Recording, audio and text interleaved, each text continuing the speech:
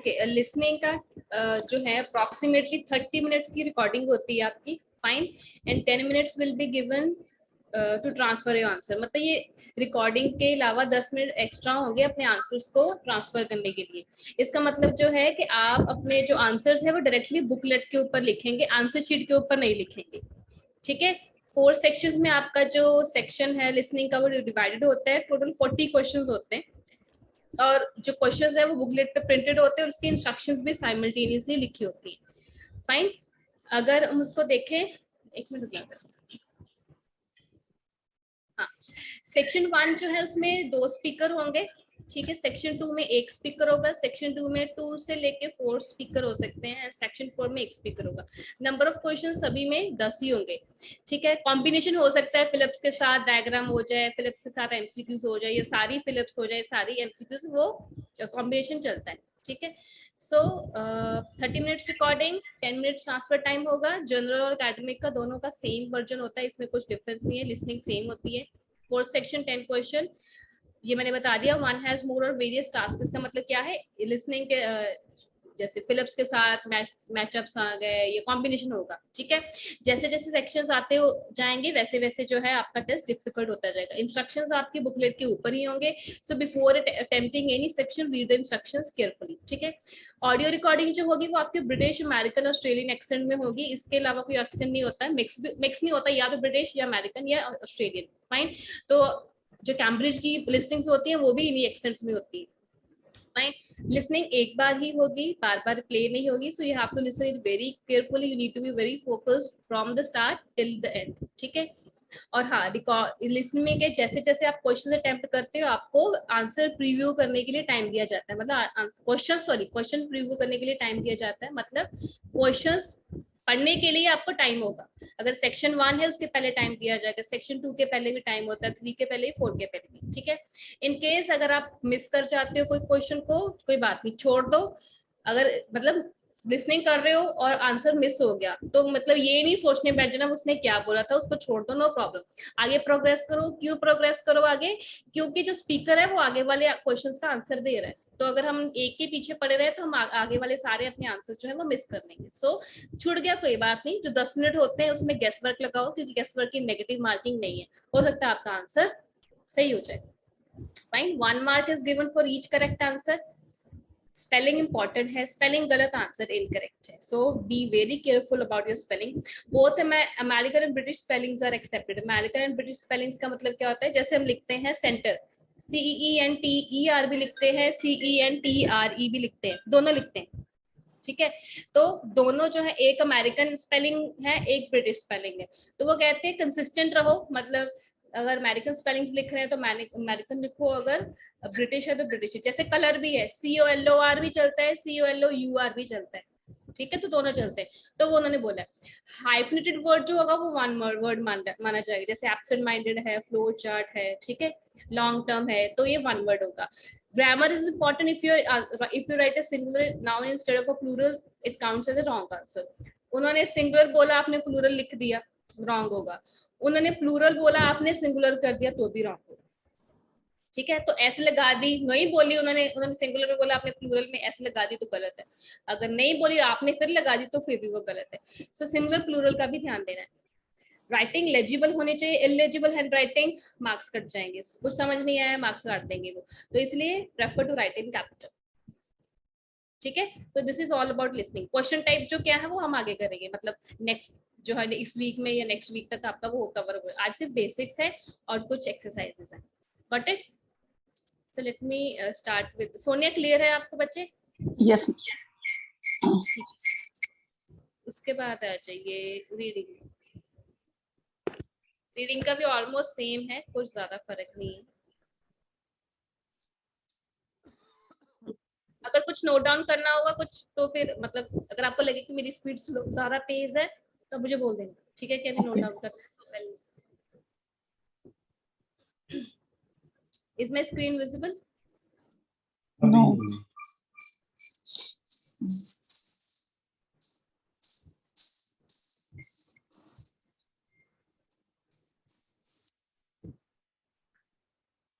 ठीक है, विजिबल है स्क्रीन?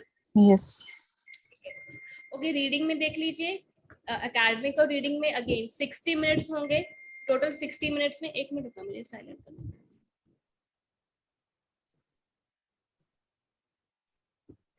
ओके, टोटल 60 मिनट्स होंगे और इसमें एक्स्ट्रा टाइम नहीं होगा। इसका मतलब क्या है, आपको जो अपने आंसर्स हैं वो साइमल्टेनियसली ही आपको आंसर शीट पे लिखने हैं, जबकि आप लिसनिंग में क्या है, क्वेश्चन पेपर के ऊपर लिख सकते हो।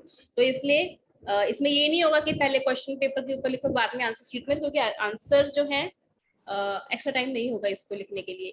तो और एक और बात, लिसनिंग के आंसर्स लिसनिंग के शीट पे होंगे, रीडिंग के रीडिंग शीट पे। अगर आप उसको रिवर्स कर देते हो तो जीरो, किसी में बैंड नहीं मिलती। ठीक है, बेशक आपके आंसर सही है। ओके, सेक्शन 1 2 3 आपका जीटी का है और एकेडमिक का।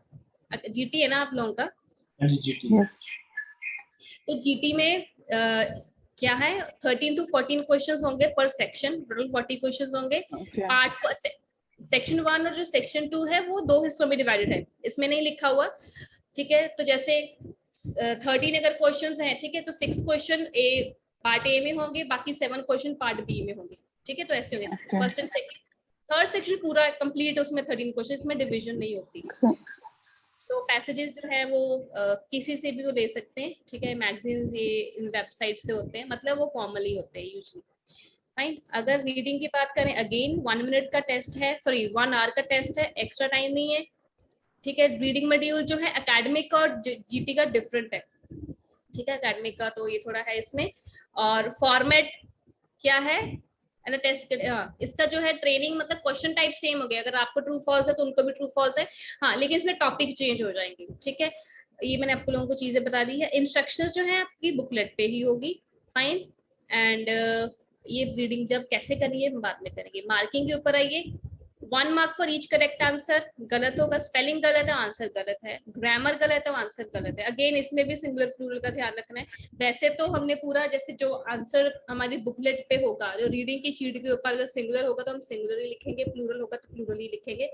इन केस अगर कहीं पे मतलब पता नहीं चला या जल्दी जल्दी में ऐसे डाल दिया, नहीं डाले, तो वो थोड़ा आंसर गलत हो जाएगा। यहाँ पर भी हैंड राइटिंग इंपॉर्टेंट है। हैंड राइटिंग गलत नहीं समझ आए, इलिजिबल हुई तो आंसर्स गलत होंगे, इसलिए राइट इन कैपिटल। फाइन। कोई भी क्वेश्चन करने के पहले उसको रीड करें और ट्रांसफर योर आंसर्स इमीडिएटली। ठीक है, तो इसमें वो नहीं है। American and British accent spellings दोनों एक्सेप्टेबल, लेकिन वो कहते हैं आप कंसिस्टेंट रहिए। मतलब अगर आप अमेरिकन स्पेलिंग्स यूज करें तो अमेरिकन वे यूज करिए, ब्रिटिश है तो ब्रिटिश वे यूज करिए। इसमें भी हाफ रिलेटेड वर्ड 1 वर्ड माना जाता है। फाइन। रीडिंग के जो टास्क हैं, चलिए ये बाद में होगा। जैसे हाँ, जैसे ये देख लीजिए यहाँ पर इंस्ट्रक्शन से केयरफुली पढ़ना है। How many words and number to use, ये बहुत इंपॉर्टेंट है। अगर वो कहते हैं कि write no more than 2 words, इसका मतलब है 2 वर्ड ही लिखेंगे, 2 से ज्यादा नहीं लिखेंगे। 2 से ज्यादा लिखा तो आंसर गलत होगा। 2 से कम लिखना है। अगर कम लिखना है तो हमने वो जिस सेंटेंस में, सपोज हम फिलिप्स लिख रहे हैं, ठीक है, उसमें अगर 2 वर्ड है, आपने 1 लिखा है, ठीक है, अगर तो मीनिंग बन रहा है सेंटेंस का, फिर तो 1 भी चल जाएगा। लेकिन अगर उसका मीनिंग जो है वो नहीं बन रहा है, ग्रामेटिकली नहीं बन रहा है, तो आंसर गलत होगा। समटाइम्स क्या होता है, एडजेक्टिव्स भी होते हैं, नाउन और एडजेक्टिव इकट्ठा आता है। जैसे उसने बोला शार्प बॉय, ठीक है, शार्प इंटेलिजेंट बॉय, आपने बॉय लिख दिया, शार्प नहीं लिखा, लेकिन रीडिंग अकॉर्डिंग शार्प आना था। ठीक है, तो वो आंसर गलत हो गए। तो इसलिए अगर 2 है तो 2 लिख दो। ठीक है, क्योंकि इसमें हम कुछ वो है तो है नहीं कि 1 मार्क्स कट जाए या कैसे, नहीं, तो दोनों लिख दो। हाँ, लिसनिंग में एक बार कि जैसे क्वेश्चंस आते जाएंगे वैसे सेम ऑर्डर में ही आपके आंसर्स आते जाएंगे। लेकिन रीडिंग में ऐसा नहीं है, सारे क्वेश्चन सेम ऑर्डर में नहीं होंगे। ठीक है, हो सकता है कि कुछ क्वेश्चंस के आंसर्स आगे पीछे हो, कुछ के ना हो। ठीक है, यूजली 90% जो सेम ऑर्डर में होता है, समरी के फॉर्म में हो जाता है। समरी वाले जब क्वेश्चन आते तो आगे पीछे हो सकते हैं। जीटी में जो है वो ऑलमोस्ट सेम है, एकेडमिक में होता है कि आगे पीछे हो जाए, मगर मैं 90% बोलूं तो आंसर सेम ऑर्डर में होते हैं। ठीक है, कोई एक आधा क्वेश्चन हो जाए। नेवर एंडिंग वाले क्वेश्चन आते हैं कि इसको जैसे आधा पार्ट दिया है क्वेश्चन का, आधा पार्ट हमने उसमें से ढूंढना था, पैसेज में से ढूंढना था, तो वो उस क्वेश्चन टाइप में होता है कि कोई जैसे लास्ट वाले क्वेश्चन को फर्स्ट पैराग्राफ में दिया हो, तो वो हो सकता है, अदरवाइज कोई उसमें नहीं होता। ठीक है, यहाँ तक क्लियर है? कोई डाउट? No. चलो ठीक है फिर। ओके, अब कवर अप करती हूँ मैं आपकी स्पीकिंग।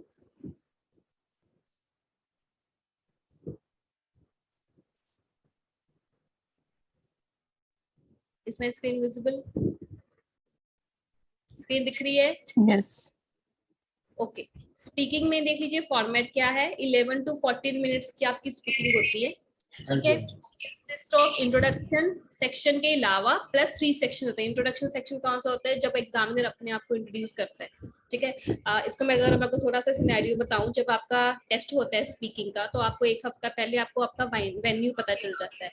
ये जो आपका स्पीकिंग का टेस्ट है वो आपके रीडिंग लिसनिंग राइटिंग के टेस्ट के पहले भी आ सकता है या फिर उसके एक हफ्ता बाद भी आ सकता है, ठीक है। तो अगर बाद में आता है तो हमारे पास थोड़ा बफर टाइम हो जाता है स्पीकिंग को और अच्छी तरह से उसकी प्रैक्टिस करने के लिए। अगर पहले आता है तो फिर हमें साइमल्टेनियसली उसकी प्रैक्टिस जारी रखनी होती है। तो प्री कोविड क्या था, आप अपने स्लॉट्स खुद चूज कर सकते थे कि आपने किस दिन स्पीकिंग का टेस्ट देना है, लेकिन अभी कोविड के बाद अब वो स्लॉट वाली जो ऑप्शन है अब वो नहीं दे रहे, ठीक है। अब इसका सिनेरियो समझो, जब आपको वेन्यू दे देते हैं, आपने अपनी वेन्यू पे विजिट करना है, वहाँ पे रिपोर्ट करना है। यूजुअली होटल्स में ही इनके होते हैं, वहाँ पे बड़े हॉल होते हैं तो सिटिंग अरेंजमेंट ज्यादा होती है, ठीक है। तो वहां पर आप जाओगे, अपने आप को रिपोर्ट करोगे वहां पे रिसेप्शन पे, तो वहां पर हमेशा कोई ना कोई आपके आईएलटीएस का आईडीपी का कोई ना कोई कोऑर्डिनेटर होगा, वो आपको स्पीकिंग वाली जगह पे ले जाएगा जिस भी फ्लोर पे स्पीकिंग होगी। वहां पर आपकी वेरिफिकेशन होती है, एंट्री होती है। आप अगर कुछ लगेज लेकर जा रहे हो, मोबाइल वॉलेट वगैरह, वो रख लेते हैं, आपको एक कूपन दे देते हैं, जो आप कूपन स्पीकिंग टेस्ट के अंदर लेके जा सकते हो, उसमें कुछ नहीं है, ठीक है। उसके बाद आपकी वेरिफिकेशन होती है, जब आपका टाइम होता है तो उसके बाद क्या है, आपको होटल के रूम में जहाँ पर एग्जामिनर होता है, तो वहां पर एक ही एग्जामिनर होगा पूरे रूम में और आप कैंडिडेट होंगे, ठीक है। जो स्पीकिंग होगी वो आप लोगों की 1-to-1 होगी, इसमें ग्रुप नहीं होती, एक ही एग्जामिनर होगा, एक कैंडिडेट होगा, फाइन। और जब आप जाते हो, एंटर करना है, तो you have to knock the door, ठीक है, और नॉक करना है। अगर तो एग्जामिनर खुद बाहर, समटाइम एग्जामिनर खुद भी बाहर आ जाते हैं आपको रिसीव करने, तो अगर रिसीव कर रहे हैं, आप पीछे जाओ, उसका दरवाजा बंद कर दो। दरवाजा मतलब जोर से बैंग नहीं करना है, ठीक है, अदरवाइज वो खुद भी बंद कर देते हैं। आपने सिटिंग अरेंजमेंट, आगे सामने टेबल और 2 चेयर्स लगी होती है, एक इधर एक उधर, ठीक है। आपने सिटिंग अरेंजमेंट के मतलब वहां पर होगा, वहां पे खड़े रहना है, बैठना नहीं है जब तक एग्जामिनर ना बोले, ठीक है। जब एग्जामिनर बोल रहे हैं आप बैठ जाओ, तो फिर आप बैठ सकते हो। उसके बाद क्या है, एग्जामिनर क्या है अपनी, आपको कुछ एग्जामिनर होते हैं जो कंफर्टेबल आपको फील करवाते हैं, आपको बोलते हैं okay are you okay, let me start our speaking, और do you want to have a glass of water, कुछ होते हैं, कुछ नहीं पूछते, ठीक है। वो सीधा आपसे पूछते हैं सो शैल वी स्टार्ट। अगर आप कंफर्टेबल आप बोल सकते हो, if you want to take 1 minute और हाफ, तो आप ये भी बोल सकते हो no just wait for 1 minute और I need to settle down and all those things, otherwise वो स्टार्ट कर देते हैं, ठीक है।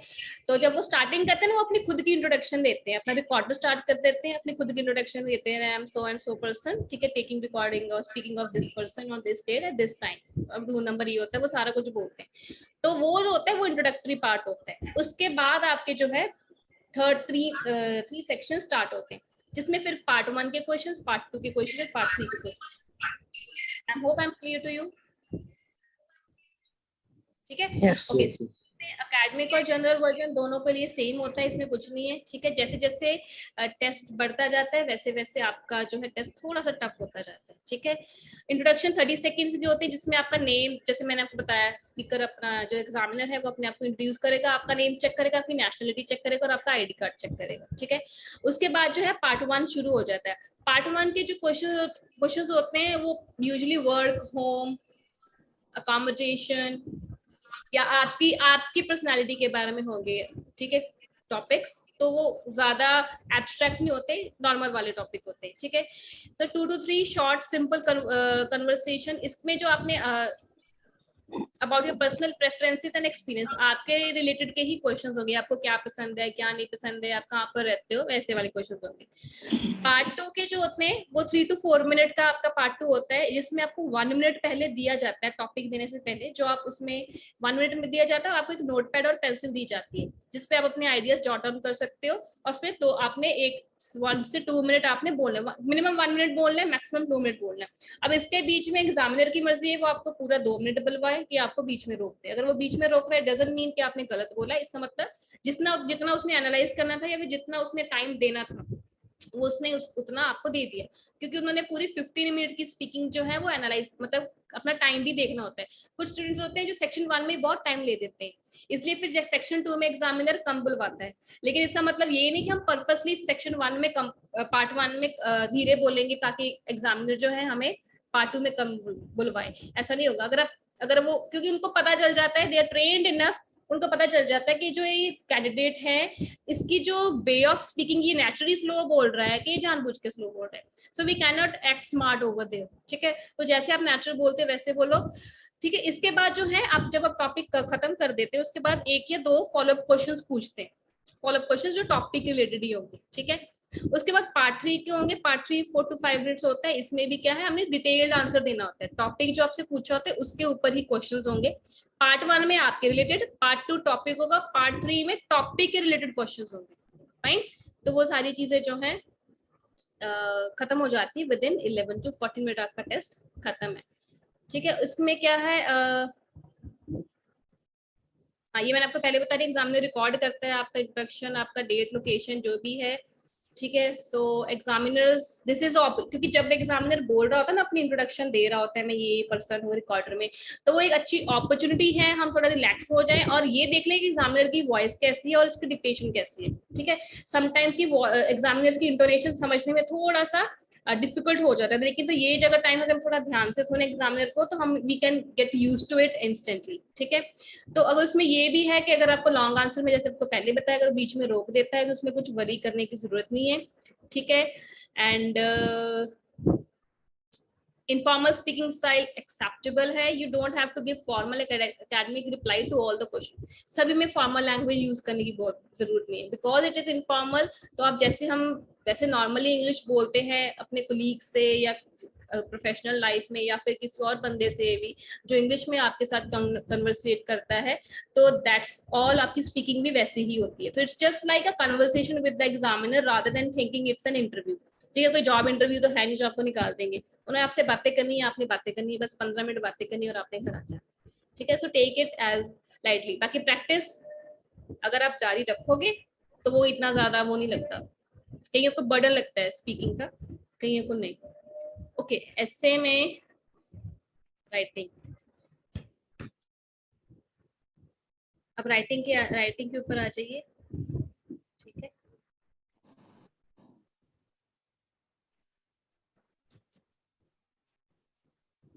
Writing module, is my screen visible?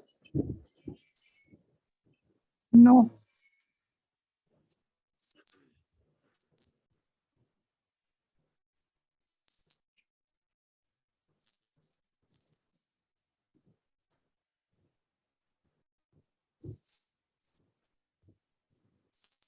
Speaking, writing.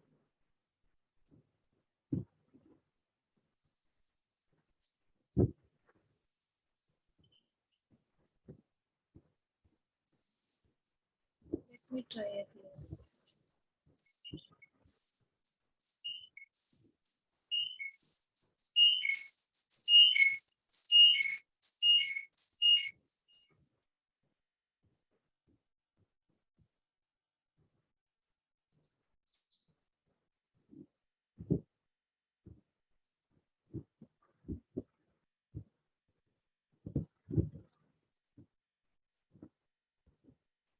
Is it visible now?